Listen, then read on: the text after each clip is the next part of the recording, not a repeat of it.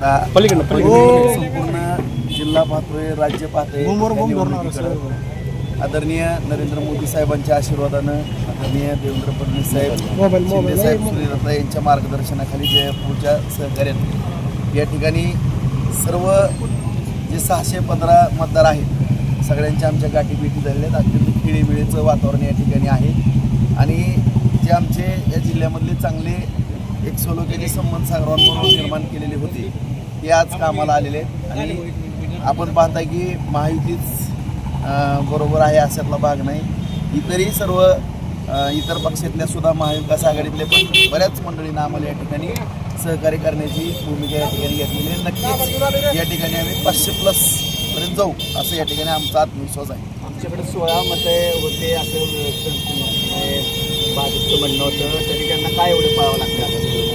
नाही, मुद्दा असा आहे की या 16 मतं जी होती ती मूळ या ठिकाणी ही जागा काँग्रेसला सुटलेली होती आणि काँग्रेसचं 16पेक्षा मतदान नाही असं जयभाऊ म्हणाले होते.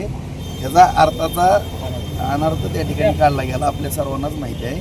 16 मतं त्यांची होती, काँग्रेसची 16 पण मतं नाहीत असं त्यांचा म्हणण्याचा उद्देश बहुंचा होता. परंतु त्यांनी अर्थाचा अनर्थ करून त्या ठिकाणी 16 मताचा आणि शेवटी लोकशाहीच्या माध्यमातून ही निवडणूक लढवत असताना आणि आपण जे म्हणता की एवढं पळावं का लागतं की निवडणूक भारतीय जनता पार्टीच्या माध्यमातून महायुतीच्या माध्यमातून लढवत असताना आणि मी एक स्वतः हाडाचा कार्यकर्ता आहे, वर्गात 4थीपासून मॉनिटर आहे. एकही निवडणूक आम्ही हलक्यात कधी घेतलेली आणि रात्रीचा दिवस करून निवडणूक लढवणं शेवटच्या क्षणापर्यंत मतदान शेवटचं होईपर्यंत लढत राहणं हे कार्यकर्त्याचा धर्म असतो, ते कर्तव्य असतं. आणि त्यामुळं कुणी काही जरी म्हणलं तर एवढं मतदान आहे पळायचं काय, शेवटी कार्यकर्त्याने शेवटच्या क्षणापर्यंत लढत राहायचं असते, तेच खरा कार्यकर्त्याचा धर्म असतो. मतदार सुरक्षित ठिकाणी न्यावं लागलं असतं सगळेच मतदार येतात. एकदा मतदान असताना असं का करावं लागतं? नाही, मतदान मुळातच सगळं जिल्ह्यातल्या जिल्ह्यातच आहे, कुठं बाहेर गेलं नेलेलंच नाही. कुठं नेलं आहे आपल्याला, कुठं दिसलं?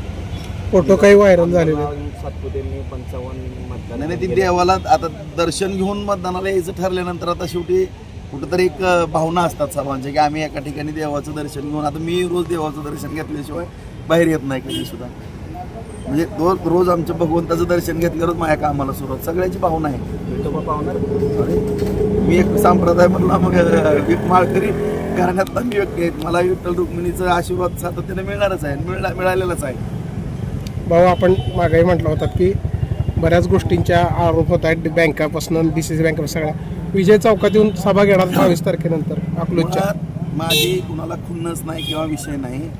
ह्या निवडणुकीचं विषयांतर जर करत असतील तर नक्कीच त्याचं उत्तर देणं माझं कर्तव्य आहे की मी कुणालाही या जिल्ह्यामध्ये त्रासदायक ठरलेलो नाही. मी अत्यंत समन्वयाची भूमिका सातत्याने या जिल्ह्यामध्ये घेतली, परंतु विनाकारण काही गोष्टीचं राजकारण करण्याचा जे प्रयत्न केलेला आहे त्याचं विश्लेषण तर करणं माझी जबाबदारी आहे ना. आता माझ्यावर एखादा आरोप केला, तो कसा आरोप आहे आणि कोण आता जिल्हा मध्यवर्ती बँकेचं त्याचं तर मला स्पष्टीकरण द्यावंच लागणार आहे.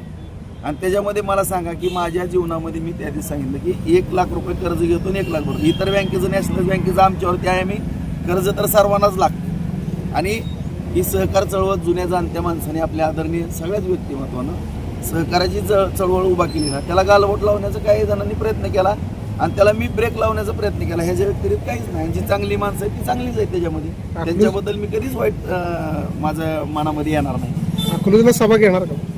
नक्कीच. अरे आता इतकं जर मला सांगा 97 मतापैकी मला जर 65 मतदान पडणार असेल तर त्यांचा आभार मानण्याकरता मला या ठिकाणी सगळ्यांच्या पुढे नतमस्तक व्हावंच लागेल या ठिकाणी येऊन.